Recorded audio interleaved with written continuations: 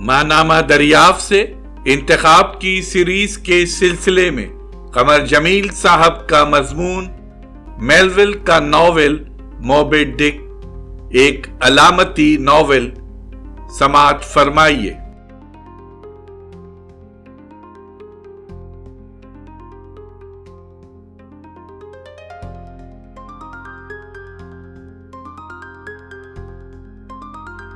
Novel میں جب ایک ہی بات کو مختلف کردار مختلف معنی پہنانے لگتے ہیں تو اس سے علامتوں کا ایک پیچیدہ نظام ابھرنے لگتا ہے۔ مثلاً بادبان پر اسپین کا جو سکہ کیپٹن اہاب ویل کو پہلی بار دیکھنے والے کے لیے انعام کے طور پر لگا دیتا ہے، اس کے ڈیزائن کو کیپٹن اہاب اپنی عظمت کی نشانی سمجھتا ہے، لیکن اسی سکے کے ڈیزائن کو اسٹارک ایک مذہبی تنبیہ سمجھتا ہے۔ اسٹرپ کے لیے یہ ڈیزائن انسان کی ساری زندگی میں جبر کی علامت ہے۔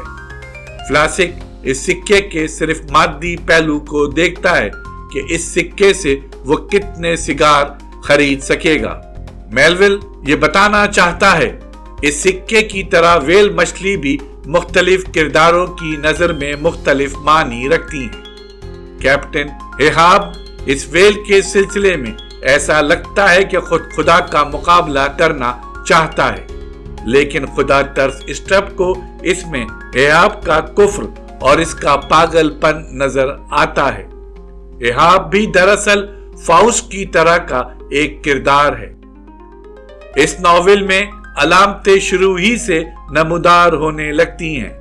مثلاً اسماعیل کا سفر ایک ایسی سرائے سے شروع ہوتا ہے جس کا مالک پیٹر کافن ہے، اور ویل سے مقابلے میں سارے کرداروں کے ختم ہونے کے بعد وہ کوئکر کے تابوت پر تیرتا ہوا ملتا ہے۔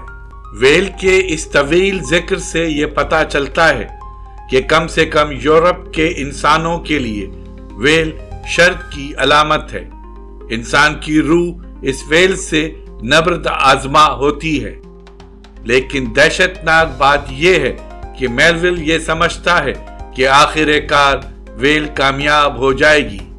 کیپٹن اہاب ایسی بہادر انسانیت کا نمائندہ ہے جو اس ویل سے نبرد آزما ہے، لیکن لڑنے کی صلاحیت کے ساتھ ساتھ اہاب میں اپنے اوپر اعتماد بھی ہے، انا بھی ہے، غرور بھی ہے، یہاں تک کہ اہاب کی تباہی کا سبب ویل نہیں، خود اس کی انا، خود اس کا غرور بن جاتا ہے۔ ڈوستویوسکی کا ایک کردار اسٹراویجن بھی اسی طرح قوت ارادی کا مظاہرہ کرتا ہے، لیکن اس کا تکبر اس کے زوال کا سبب بن جاتا ہے۔ میلول میں شر کی خوبصورتیوں کا احساس بھی موجود تھا، یہاں تک کہ اس ناول میں یہ اشارے بھی ملنے لگتے ہیں کہ شر اور خیر کے درمیان شاید کوئی حد فاصل نہیں ہے۔ مچھلی کے اس گاڑھے سوپ، ترکاری اور خوردنی گھونگے کے اس ملاپ کو ڈی ایچ لارنس ایک عظیم کتاب قرار دیتا ہے۔ کچھ ڈرامہ، کچھ بحری سفر کی کہانی، کچھ ویل کے بارے میں تفصیلات، کچھ فلسفیانہ نقطۂ نظر اور کچھ سائنسی باتیں مل جل کر یہ ناول بن گئی ہیں۔ ناول میں بدشگونیوں کی ابتدا اس وقت شروع ہو جاتی ہے جب پہلا لڑکا پپ ویل کی تلاش میں بادبان پر چڑھتا ہے اور بادبان کے آخری سرے سے سمندر میں گر کر مر جاتا ہے۔ ناول میں کہانی کا آغاز یوں ہوتا ہے کہ خشک زمین پر زندگی کی بوریت سے تنگ آ کر اسماعیل یہ فیصلہ کرتا ہے کہ وہ ویل کے شکار کو اپنا پیشہ بنا لے گا، اور یوں وہ پیکورڈ پر ملازم ہو جاتا ہے۔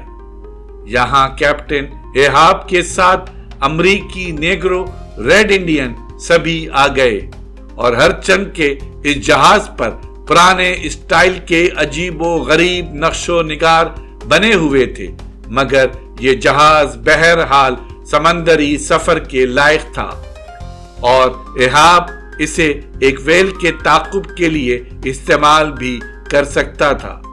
कैप्टन एहाब की एक टांग तो व्हेल उड़ा ही ले गई थी। इसकी जगह व्हेल की हड्डी से इसकी एक मसनूई टांग बनाई गई थी, जैसे उसके जिस्म पर एक सफेद धारी लगी हुई हो, जैसे बिजली चमक रही हो।